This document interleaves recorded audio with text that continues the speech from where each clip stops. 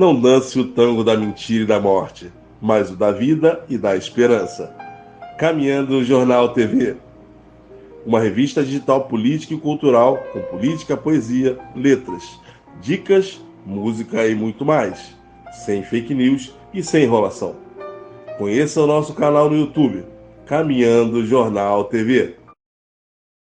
O Brasil da fome. Nos últimos 6 anos, a população brasileira viu seu poder aquisitivo diminuir drasticamente. Mais da metade de seus habitantes não tem o que comer. Isso mesmo, 58,7% passam fome no país, ou seja, aproximadamente 127 milhões de pessoas. Desamparados pelo Estado, os mais pobres são jogados à própria sorte, enquanto políticos corruptos enchem seus bolsos com orçamentos secretos, compra de votos no Congresso, cartões corporativos, propinas e negociatas com recursos públicos. Tudo isso ocorre na garantia de sigilos de 100 anos para a divulgação de documentos que comprovariam o deboche com a miséria da população numa reedição piorada do baile da ilha fiscal que selou o fim do Império Brasileiro. A corrupção é a marca do presidencialismo de coalizão, cujo centrão é sempre o fiel da balança. O resultado é dilapidação do patrimônio do povo, inflação elevada e a garantia de que milionários fiquem cada vez mais ricos. É o governo do sistema financeiro, onde produzir se tornou desnecessário.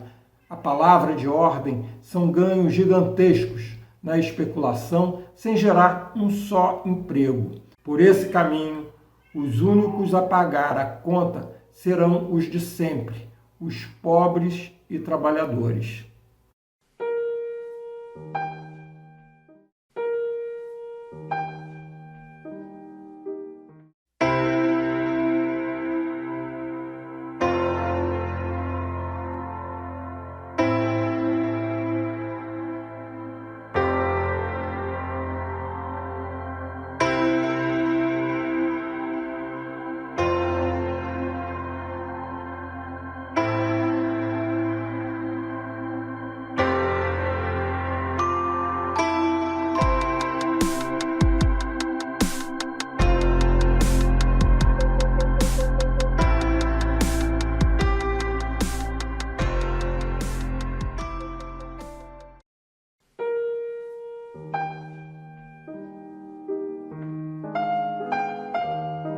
Nosso povo passa fome? Com certeza está passando fome. Altos índices de desemprego. Isso tudo por um Estado nazista em que vivenciamos no dia a dia. E entreguista. E nacionalista não tem nada. Vamos lá, como solucionar nossos problemas? 1. Dívida pública. Auditá-la e interromper pagamentos aos bancos. Estamos falando na ordem de 2 trilhões ao ano, que poderia ser destinado à educação, saúde, previdência, habitação, saneamento básico. Terceiro, impostos. Sim, impostos sobre as grandes fortunas, remissão para o exterior, está remetindo dólares para cruzeiros convertidos em dólares para o exterior, tem que pagar imposto.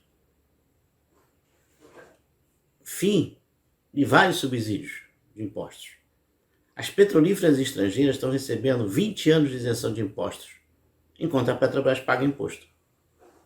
Interessante, né? Também nós temos que falar de isenções como, por exemplo, refrigerante. Coca-Cola recebe isenção. Cerveja. Por que não precisa de isenção de impostos em bebidas? Se falasse da cesta básica, não faz sentido. Outra questão é que está se falando de taxar os governos estaduais com uma alíquota de 17% de ICMS sobre os combustíveis. Falácia. E está aumentando o preço do combustível, da gasolina, do diesel, do gás de cozinha. Se chama PPI. E basta uma ordem do presidente da República ao presidente da Petrobras para acabar com a PPI e retroagir no tempo nosso preço. A outra questão é trabalhar a Lei Candir, fazer com que ela se cumpra e pague aos estados o que o governo federal lhe deve a cada estado brasileiro. São medidas que fariam que o Brasil conseguisse respirar, o nosso povo respirar e ter prato na mesa.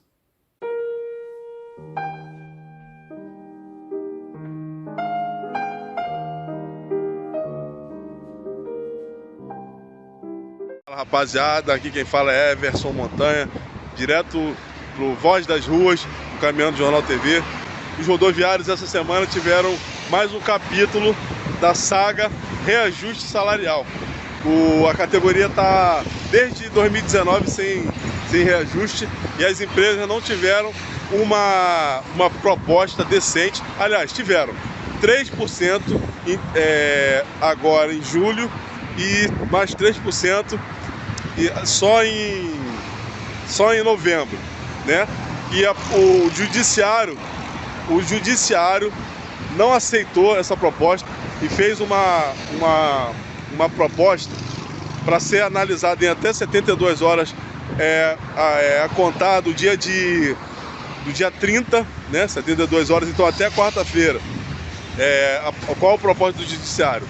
5% agora e 5% em novembro e R$500 no ticket.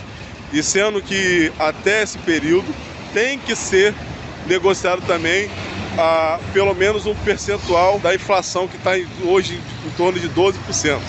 Então, a partir de quarta-feira, dia 2, a partir de quinta-feira, dia 2, vai ter uma resposta positiva ou negativa.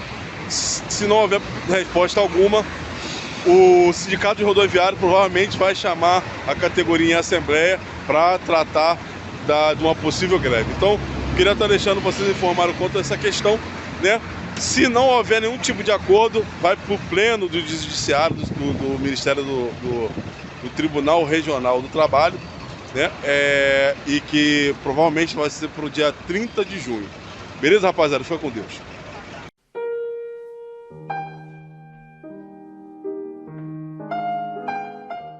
O governador do Rio de Janeiro, Cláudio Castro, quer passar uma lei que permitirá que todos os policiais militares reformados do Rio de Janeiro ganhem uma arma com um número não pequeno de munições, diz o Cláudio Castro, para se protegerem. Isso cria uma situação muito importante, Leonardo, que eu vou propor aqui, é uma reflexão nova, vou propor pela primeira vez, e eu não tenho nenhuma preocupação de estar certo, é só para pensar. Nós temos insistido muito no caráter do militarismo do governo Bolsonaro. Eu acho que nós precisamos começar a pensar no caráter policialesco do governo Bolsonaro. Menos do que um caráter militarista, o que há é um caráter policialesco. O que há é a utilização do coronel da PM, do comandante da PM do Rio de Janeiro, de um coronel, porque na PM coronel é o cargo máximo, não tem general.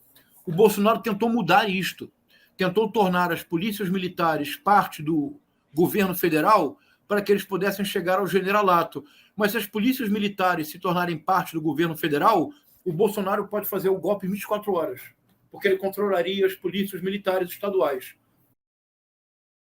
É o Bolsonaro que é alinhado com os propósitos deles. Só precisa ser entendido muito claramente o que ele quer e onde ele quer chegar com essa ideia, vamos dizer assim, vamos dizer assim, de provocar uma desconfiança geral em relação à urna, às eleições. Acho que a primeira coisa é que a gente precisa fazer uma espécie de digressão, né?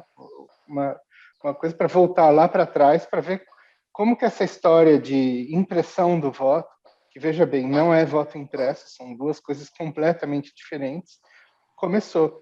Porque essa sempre foi uma pauta da esquerda. Sempre foi.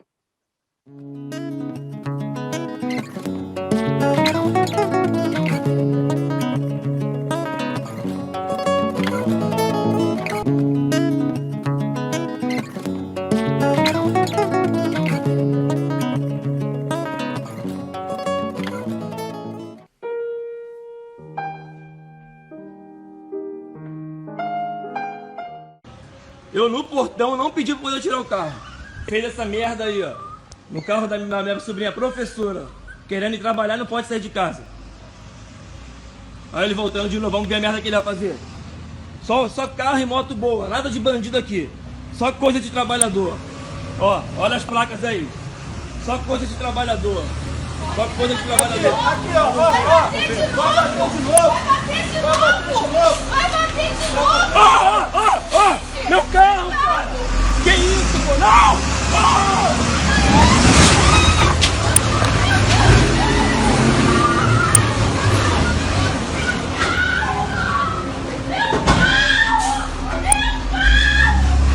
Porra, que é sacanagem, cara.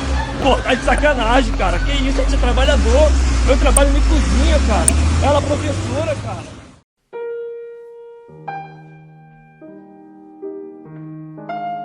Política. A lambança militar. Já aí está uma anomalia. Falar de militar na política, como se hoje todo dia. Como acontece hoje todos os dias pela mídia. Olhem só. Pastor lobista esteve no MEC 90 vezes. Agora, ex-ministro da Educação é preso. Ministro de quem? Do militar Bolsonaro, que fala o tempo todo em nome das Forças Armadas. Tropa de Rogério, bicheiro usava rede de proteção de policiais. Que policiais? Os votantes em Bolsonaro, nisso tudo, os ultra prestigiados no regime atual. O que farão as Forças Armadas? Preocupação política com Forças Armadas. Judiciário emparedado. Barroso critica a politização das Forças Armadas. Fachin defende presença de militares. Estão metidos em toda a política. A sombra do golpe. Assalto ao erário. Tudo isso quem são os responsáveis?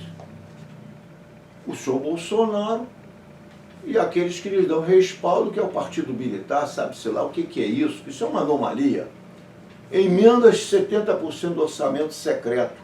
A tortura produziu a milícia. Então, nós estamos numa lambança militar. Uma lambança, vexames em verde oliva. Uma lambança militar que vem desde, em 1935 já houve uma grande lambança, porque houve uma farsa, não é? Na verdade, deixaram aquela tentativa intentona, aquela conversa furada toda. Getúlio sabia de tudo aquilo. Os serviços de informação sabiam tudo aquilo. Incentivaram, deixaram ir adiante e depois mentiram ainda quanto a crimes e mantém essa farsa até hoje. Depois, em 64, foi traído o presidente Goulart.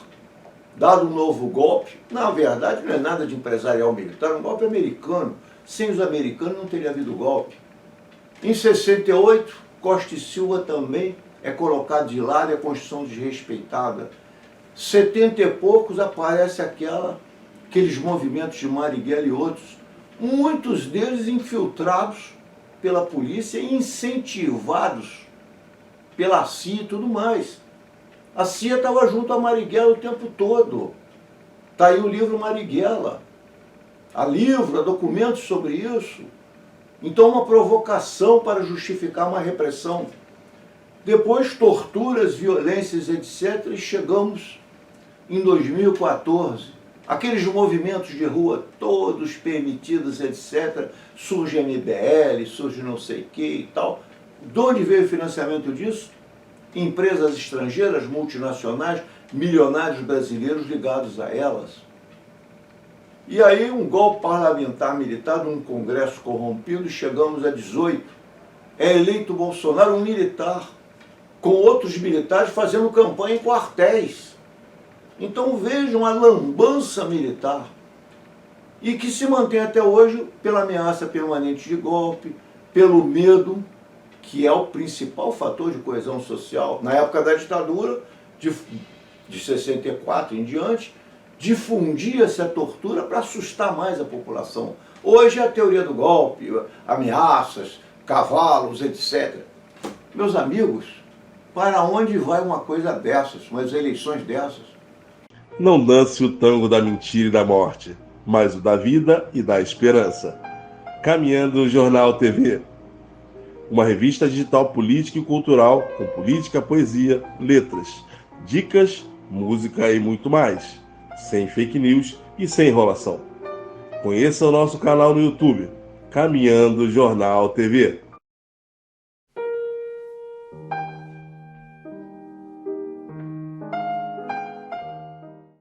Nuvens densas se formam à nossa frente e o mar da política brasileira parece hoje, infelizmente, mais distanciar e separar os brasileiros do que uni-los em torno de um ideal comum.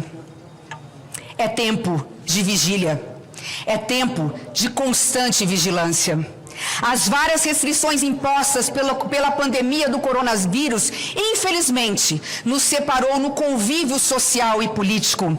Faz pensar a muitos que estamos vivendo em tempos de uma calmaria sufocante.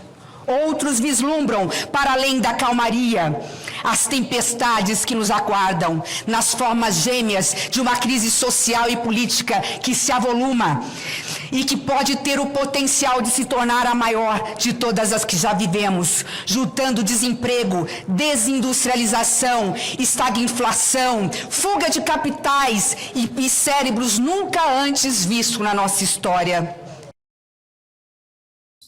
A primeira coisa que todo mundo tem que saber é que o PIB representa toda a riqueza produzida no país durante um determinado período de tempo, um ano, por exemplo.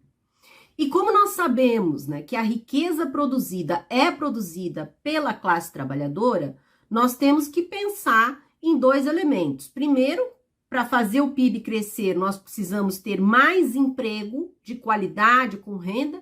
E, em segundo lugar, não adianta só ter crescimento do PIB se esse crescimento fica concentrado na mão de poucas pessoas, né?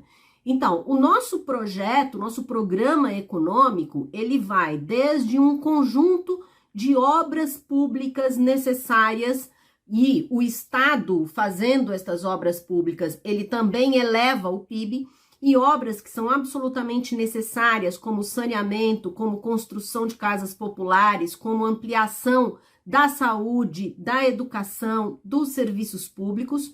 Mas para isso, nós defendemos o fim do teto de gastos, o fim da lei de responsabilidade fiscal e o fim desse pensamento único sobre ajuste fiscal e superávit primário. O PT traiu a classe trabalhadora.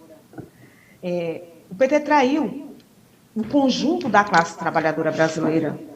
E esses partidos, quando vão apresentar o programa, quando vão defender as suas candidaturas, é como eles fossem salvadores da própria classe trabalhadora que ele traiu, que se vendeu, que se envolveu em corrupção, que retirou direitos de nossa classe, que fez privatizações nesse país, e agora pousam de salvador da pátria como se eles fossem nos salvar de Bolsonaro. Primeiro que antes de nos salvar de Bolsonaro, eles deveriam explicar por que foi que depois de mais de 13 anos de seus governos, a classe trabalhadora teve como herança um genocida corrupto ligado às milícias, como é o governo Bolsonaro. Isso eles teriam que explicar. Né? Muito mais do que a gente ser a favor ou contra a queda de qualquer um desses governos, porque nós somos a favor. A favor. E olha, Josias, quando a gente fala de expropriação ou desapropriação, não é de pequenas empresas, nem de microempresa. Para esses, nós devemos garantir condições de sobrevivência que estão na ruína. Nós falamos das grandes empresas. São essas as causadoras das nossas desgraças, seja aqui no Brasil e no mundo. Portanto, companheiros e companheiras, eu queria que vocês soubessem de uma coisa. Acreditem, nós temos condições de consertarmos esse país. Acreditem, a gente tem condições de atender grande parte das reivindicações. A companheira Joana Guajajara sabe perfeitamente bem. Nós temos uma dívida secular com os indígenas brasileiros. E os índios não estão reivindicando nada que seja de ninguém. Eles estão reivindicando apenas aquilo que de direito é dele antes dos portugueses chegar aqui. Você tem ali uma terra de ninguém também pelo lado do Peru, pelo lado da Colômbia. Na Colômbia menos porque está ali Letícia, que é uma capital de província. Mas do lado de cá está Tabatinga. e os ticunas e os índios. Então, ali estabeleceu-se essa holding, que é o narcotráfico, claramente protegido por autoridades brasileiras, claramente protegidos por autoridades, inclusive das Forças Armadas. Não aconteceria se isso se não fosse verdadeiro. Bom, nós vimos o avião presidencial transportando cocaína. Isso é um problema dramático, e esse general Heleno calou a boca e calado está. Eu fui hóspede do general Heleno lá em Tabatinga, no quartel. Ele sabe o que está acontecendo lá e é o general encarregado da segurança institucional do país. O general Mourão foi designado para comandar a estrutura de comando e controle da Amazônia, gastou R$500 bilhão e não aconteceu nada. Portanto, o que é que nós temos que fazer? Nós temos que fazer, primeiro, um zoneamento econômico e ecológico. Ir ao território e definir a que pode e a que não pode.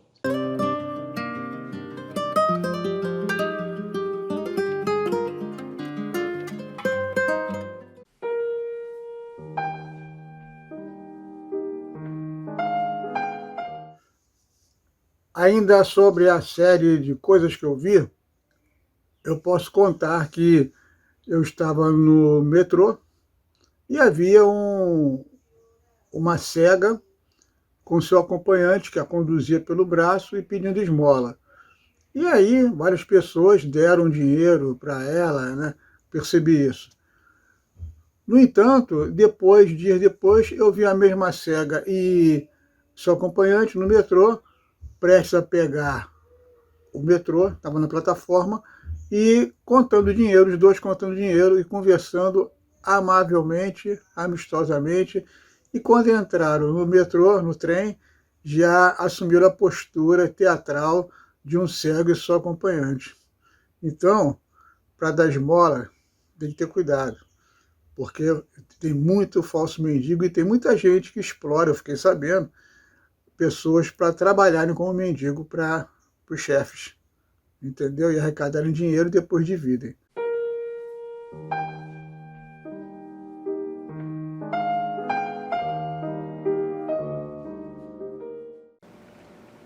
Meus amigos, como diz um pastor evangélico, Ariovaldo, creio, vivemos uma vergonha nacional e uma vergonha internacional. Chegamos a essas eleições com tudo de pior e os exemplos os piores possíveis. Estupros coletivos, assassinatos. Um grande jornalista e um indigenista assassinados na Amazônia, e alguns acham que isso foi uma coisa individual de um ou dois indivíduos, o que não tem a mínima lógica. É claro que isso envolve a denúncia de quadrilha lá atuando. Agora temos aí o candidato Ciro Gomes sendo motivo de uma notícia-crime porque disse que na Amazônia os grandes informantes com condições são os militares e que não podia haver aquela criminalidade toda e tudo que há lá sem conivência de alguns militares, não de todos. E está sendo processado por isso. Então, nós estamos indo para as eleições num caos. E se observarmos a história do Brasil, isso veio desde 1889 para pegarmos o período republicano. Porque tivemos aquelas eleições a bico de pena, aquele coronelismo, Rui Barbosa já denunciava tudo isso, né? Então, caminhamos, tivemos depois aquelas eleições que o TSE atual tanto fala, de urnas fraudadas, brigas à beira de urna, urnas com elementos brigando por aí, troca de votos e mudança de votos, e o TSE fala como se aquilo fosse superado apenas para a mudança de urna eletrônica. Quando nós sabemos que ele próprio, o mesmo TSE que é responsável pelas urnas eletrônicas, foi o grande responsável exatamente por aquele período todo bagunçado que ele, TSE, critica. Ou seja, eles estão criticando a si mesmo, porque não mudaram as suas estruturas, nem nada mudaram. Então, com isso chegamos às urnas eletrônicas, cuja apuração eletrônica já começou mal. Sempre militares atrás, isso em 1982, aquela imensa farsa que o Leonel Brizola ia perder a eleição, tudo arrumado, e aquilo foi uma denúncia que envolveu César Maia, que era brizolista então, e assim por diante, se denunciou aquele escândalo. em que tudo também foi melhorado, mas as fraudes para deputado existiram para federal, para estadual, para tudo. E com isso continuamos a caminhar e chegamos às urnas eletrônicas modernas, em que o senhor Bolsonaro critica e põe dúvidas e tudo mais. Mas essas dúvidas que ele coloca vieram, na verdade, primeiramente das esquerdas, que criticavam a possibilidade de fraude. Então ele tomou a bandeira das esquerdas e as esquerdas se encolheram porque hoje defendem essas urnas. E a insistência do senhor Bolsonaro dá a impressão que ele sabe de alguma coisa. Ele sabe que ele próprio foi beneficiado por isso? Ele sabe o que aconteceu então? Ele sabe bastidores nos serviços secretos que nós não sabemos? Tudo indica que sim, tudo pode acontecer. Ele próprio foi eleito em estranhíssimas eleições. Uma facada estranhíssima em que cria-se aquele fato, aquele impacto e depois vem uma decisão que se quer fazer. Isso é uma tática política, tem livros sobre isso. O tema que nos traz aqui hoje são a violência institucional em momentos eleitorais. Muitas pessoas, inclusive do campo da esquerda, falam em golpe, né? O atual presidente pensa em dar um golpe e não empossar o futuro presidente eleito, que não será ele, por óbvio, né? O problema é que sabemos que para dar um golpe você precisa de força militar, apoio empresarial e mídia. E esse presidente ele não tem essa conjuntura de fatores, né? Então a gente tenta tranquilizar os companheiros e companheiras. Não vai ter golpe. O golpe já foi dado, o golpe foi dado em 2016, quando interromperam o processo normal de evolução de um mandato presidencial. O que vai acontecer de fato, né, isso por conta das hostes milicianas e simpáticas ao genocídio e ao fascismo, é barulho, né? Em alguns lugares eles vão partir para porrada, eles vão impedir as pessoas de votar, vão acossar, vão ameaçar as pessoas, principalmente aquelas que estiverem vestidas de vermelhos ou identificadas com uma oposição a esse governo. E aí, para isso, a gente tem que se preparar.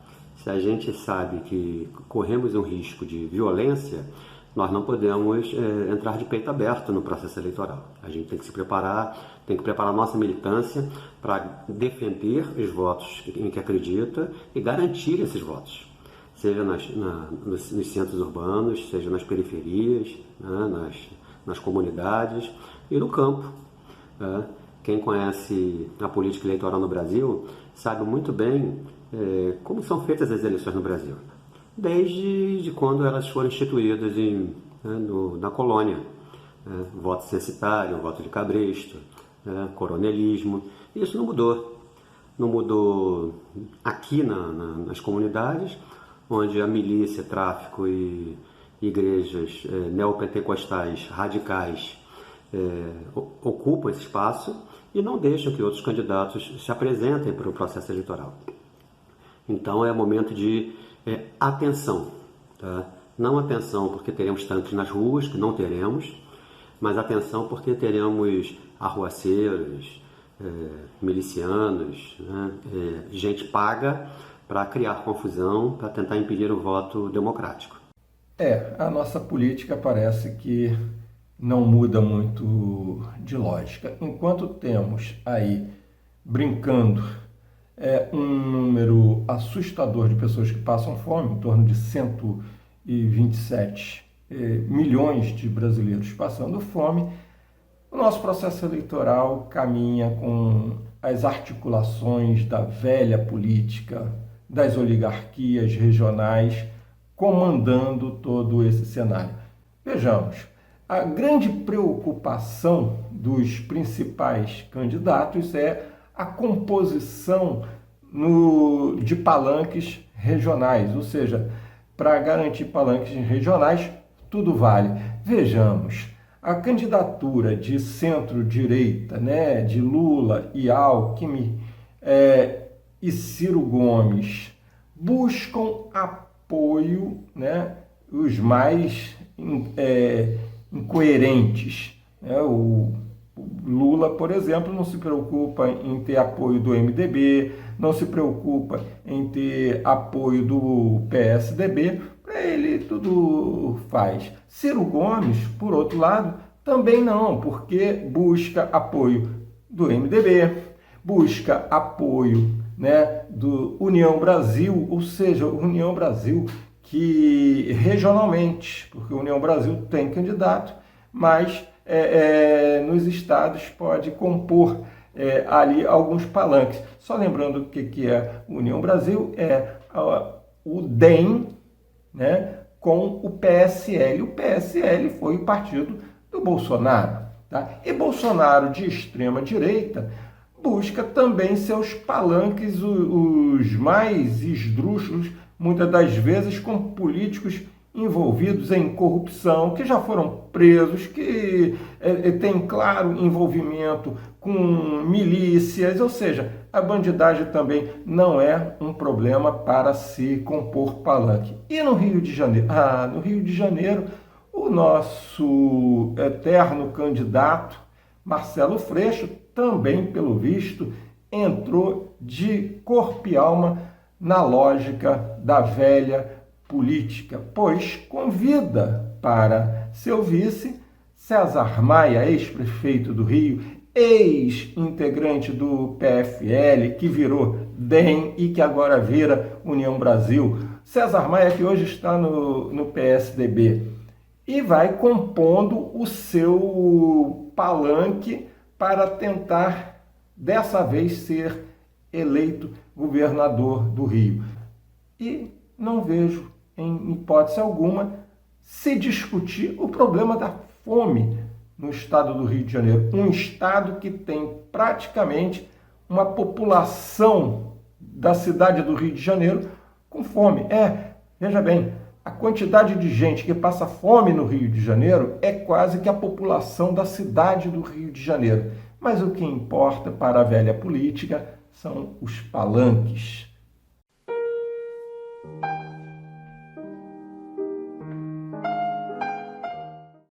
Falaremos hoje sobre Paulo Régulos Neves Freire, Paulo Freire, que nasceu em 19 de setembro de 1921 em Recife, Pernambuco, e faleceu com 76 anos em São Paulo. Foi o mais célebre educador brasileiro e um dos pensadores mais notáveis da história da pedagogia mundial. Jamais me sectarizei, jamais fui intolerante. Eu tenho um gosto de respeitar as diferenças, o que me abre democraticamente no mundo e ao mundo.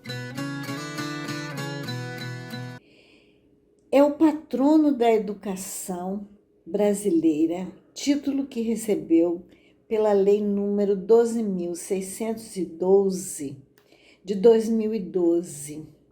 Escreveu várias obras, mas a mais famosa é Pedagogia do Oprimido, um livro contra a ditadura militar brasileira, que foi escrito no exílio no Chile entre 1964 e 1968. Evidentemente, eu fui preso, eu fui exilado por causa da ditadura. Quer dizer, a ditadura militar de 64, considerou, e não só considerou, mas disse por escrito, publicou, que eu era um perigoso subversivo internacional, um inimigo do povo brasileiro e um inimigo de Deus. Quer dizer, ainda arranjaram essa carga para mim de ser inimigo de Deus.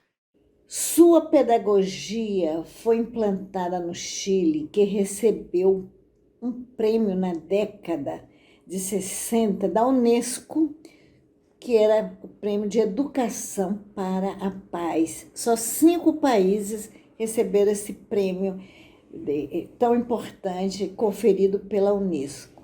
A metodologia de alfabetização de Freire era ensinar fonemas por meio de palavras do cotidiano dos trabalhadores, como tijolo, por exemplo.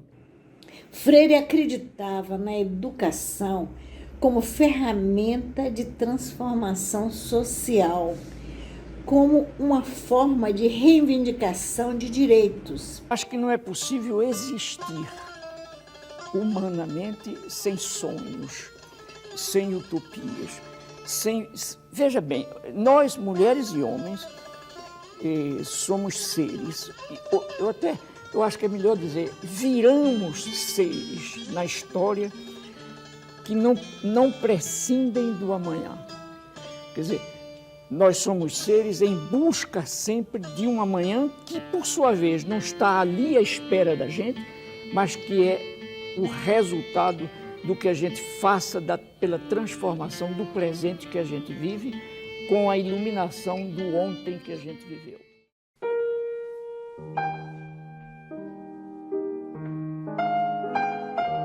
En ese momento, las barras sintieron el verdadero terror.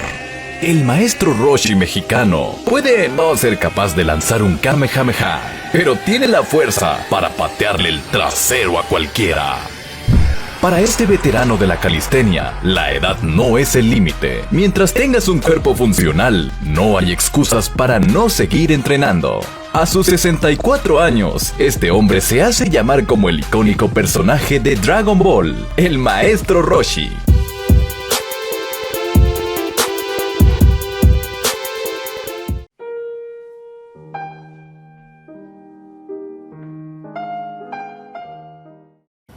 Flávio dos Santos Rodrigues e Lucas César dos Santos Souza vão a júri popular por homicídio triplamente qualificado.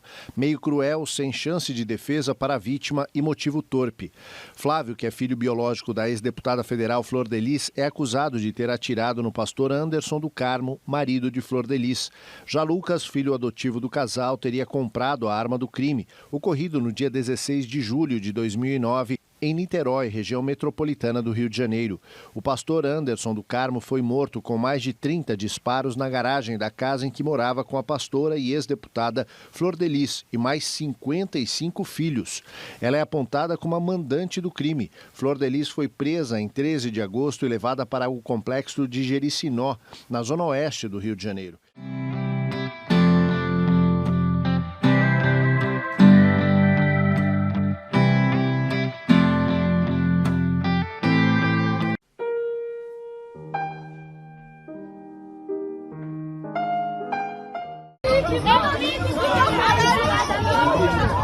Tá acostumada não, amor? Eu, hein, caralho. Cara, qual foi da causada, pô? Vai nada, sei lá, essa doida aí. Eu, hein, isso é clipe, pô.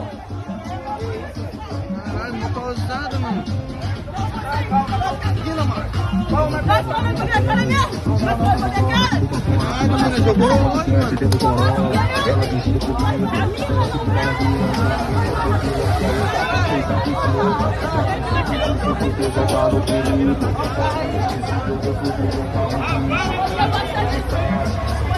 Caralho, mó desenrolado, mano. Caralho. Hã? Do nada. Do nada, mó doideira, mano.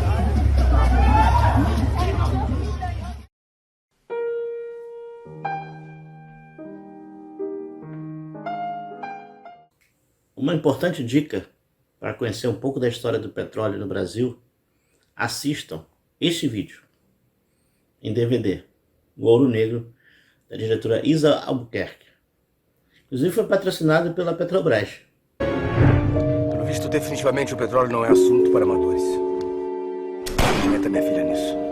Tenho certeza que essas áreas marcadas têm grande potencial petrolífero. E ninguém vai me convencer do contrário. Progresso é petróleo que move a indústria. Eu vim ao mundo para descobrir petróleo. Petróleo brasileiro. O ouro negro vai mudar este país.